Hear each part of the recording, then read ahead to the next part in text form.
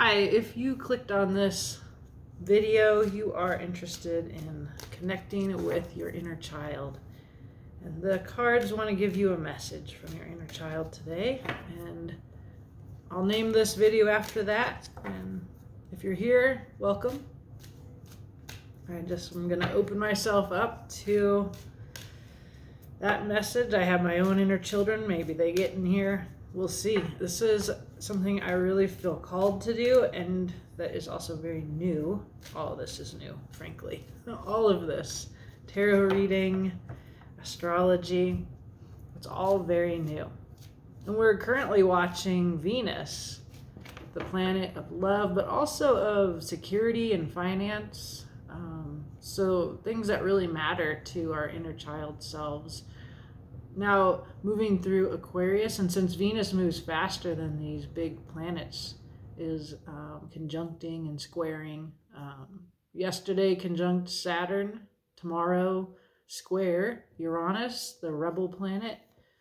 And squares can be difficult, but if we think about rebellion and that it can be harsh, can certainly be one of the ways that an inner kid appears in our lives.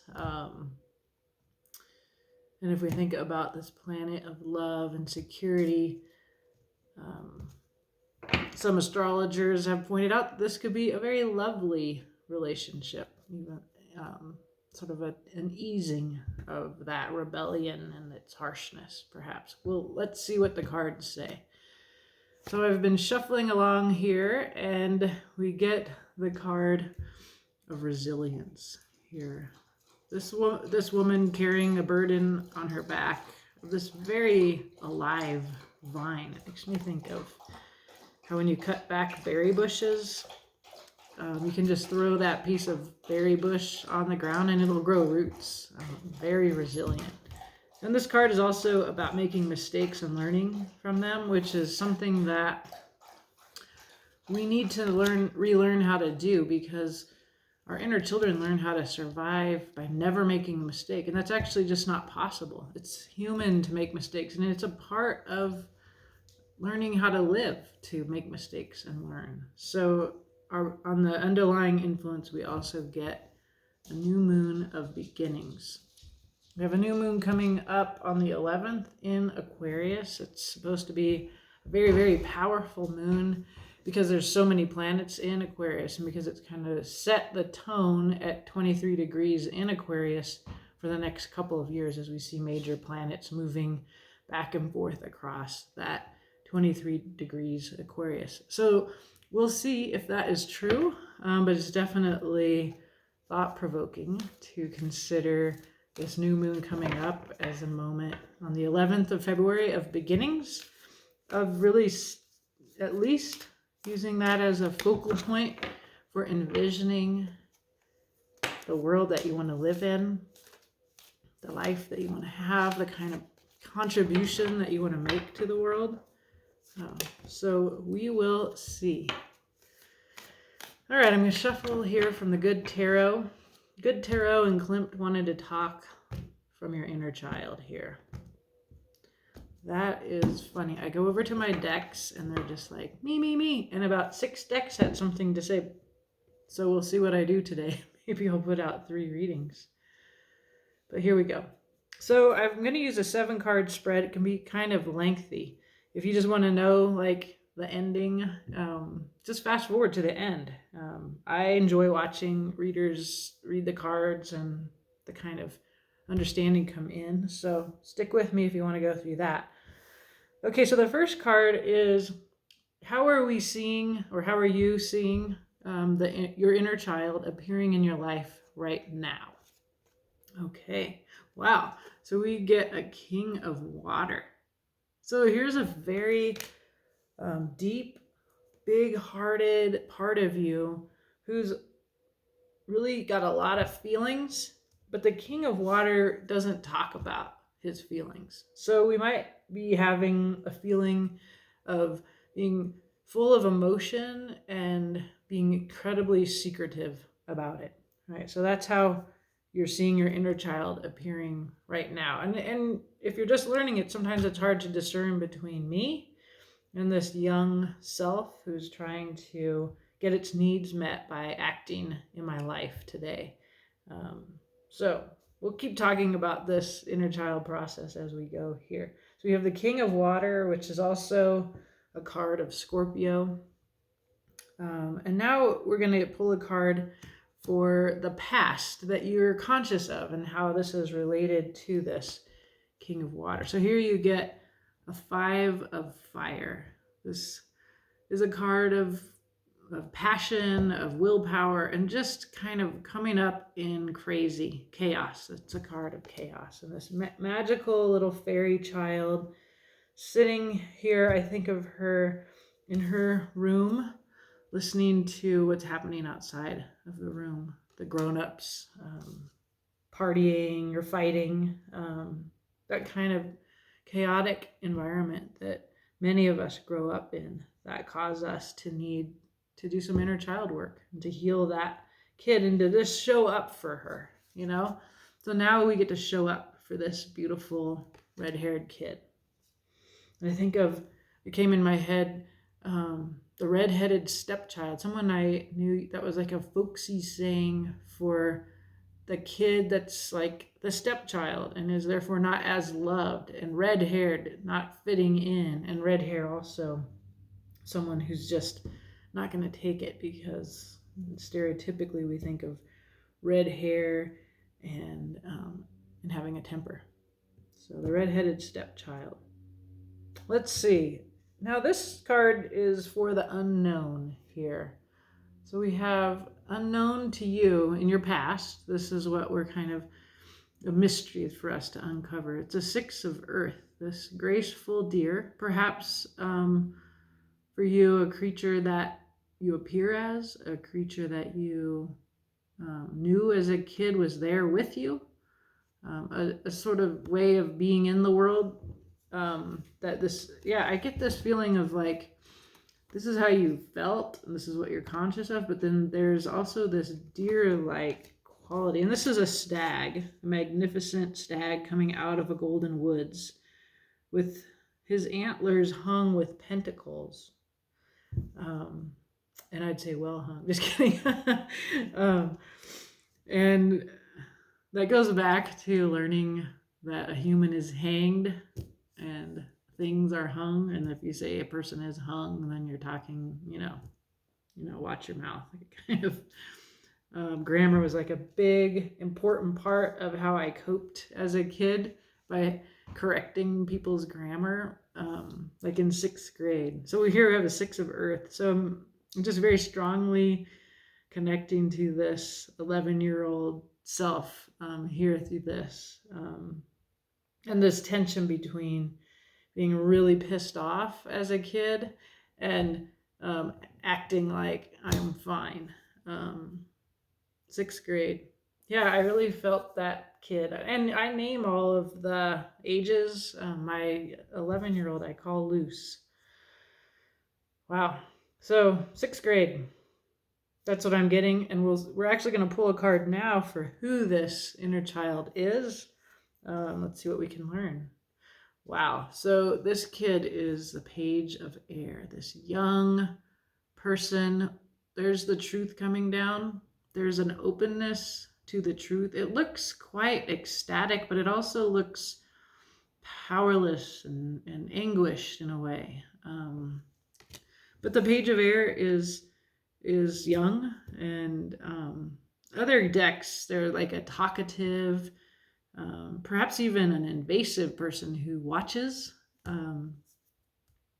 Yeah, that definitely comes up for me. That sitting in your room, listening, peeking out, seeing what everyone is doing, kind of coming to a sense of truth that may or may not be right. And that's why we get trapped in these inner child dynamics of we come up with a code to live by. And then here we are, I'm 50 and I'm still living by that code. It might not be working for me today because it tends to be defended. So yeah, you have an inner kid who is really honest, watchful, and open to the truth. So the truth is coming in, and then I get a sense of how that sometimes the truth feels like a knife. And since air is the suit of swords, Page of Air is not negative, but I'm getting this feeling of how the truth can cut sometimes. Okay, so now we get to the next card, which is this kind of false self that you develop. You might call it a critical parent that is really tough disciplinarian. Here you have not at all a tough disciplinarian card, the Three of Water coming up. So this is the framework that you built to defend yourself, and it can feel like a person, a voice in your head, and it can feel like you and the only voice in your head that tells you about how to fit in with other people. The Three of Water is about friendship. It's about making peace, keeping peace. So if you grow up in chaos, as you're aware, you seem to have developed this Six of Earth persona, this peaceful, gentle, very generous attitude outward. And this is looking like it's coming from this whole structure that you built. And I'm calling it the critical parent here, but because of how I do this, but you can think of this as your defense structure. And it looks very like harmless, It just looks like this Three of Water, like keeping the peace to be in your community. But what we're experiencing here is that this is manifesting as like you have a lot of feelings that you're keeping to yourself. And you're kind of this lovely, old for your years kid. Like he's a very childish, bearded old dude, right? Loving this fish. And it's very solitary. So even though you do all this to keep friends, you're lonely. You're lonely and lovely. And you should open this big heart, King of Water. But there is your inner kid, this sense of the Page of Air with that big heart. When you opened it, the truth cuts and it hurts. That can be like a sensation of rejection. You don't fit. It's risky to be authentic. Yeah, it's about an authentic self that is afraid and has been wounded for being herself or himself. And so then this makes me see this kind of bramble that is alive, that, you try to cut it out and it grows roots again and again. So your resilience here that comes from weathering and making sense of this thorny existence. And that what you've learned is a burden. Like she's clearly burdened by this thorny experience. She's learned from her mistakes, but she's carrying a burden. And so it's necessary to relook at this here, to have this new beginning. Okay, so we also always have in us an ally, the loving parent. And this is your advice of like, how do you, the grown-up in your life, treat this inner child? And the advice is this beautiful, magical 8 of Fire. The message is about communication. Look at this beautiful, magical relationship between the child and the panda. So, this is so moving to me that you're this beautiful Page of Air, your inner child is, who's manifesting as this old child, this King of Water. And you've been doing this in order to have relationships with others. But there is a relationship that you can build with this beautiful Page of Air, who's appearing here in all these ways, in a 5 of Fire, chaos, coming forth as the 6 of Earth, stag, golden in the golden woods. This magical side of you that you can you're the friend to your inner child. That's the advice here. And that's what we learn to do in reparenting ourselves and doing this inner child work. And so I see this magical friendship, and they're walking in the woods together. And maybe you have woods near you, or a place that you go that's outside, where you connect with the earth, with your sense of the divine, and with yourself, where you play and where you believe in magic. Maybe you have a dog like I do that you go walking with in those woods. So that's all a part of your advice, is to go to this place where you're free to recognize and support and play with your magical self, your inner child. In the future, we see, is you, the magician. So this is a very beautiful future. Notice we still have an old person here. Remember? Here's the bearded old dude playing with the fish like this, an old kid. That's what it feels like when you need to do inner child work. And here you are, still mature, wise.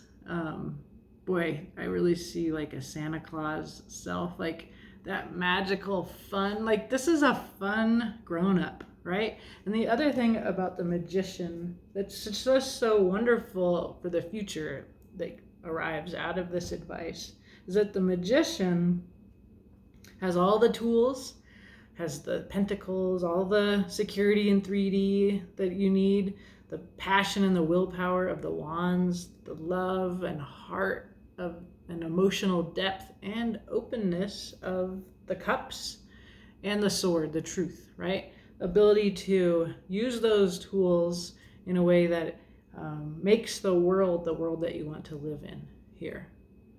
Wow. So it's a very simple message from your inner child and to you about how to heal this little solitary person that came up in chaos, that has been hurt, and has learned a system of isolating and keeping his or her or their feelings to themselves to be safe and to prevent pain.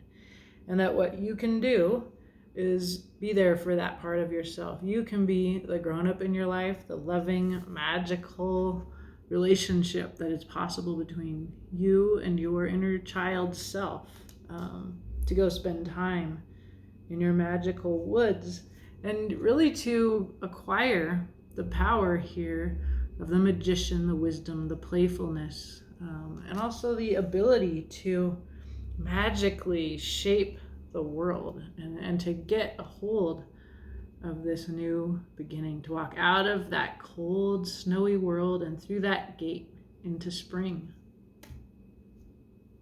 It feels like a complete message here. I'm not going to clarify.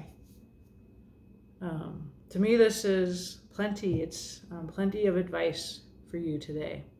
You may not realize that you're appearing as this graceful and generous Six of Earth,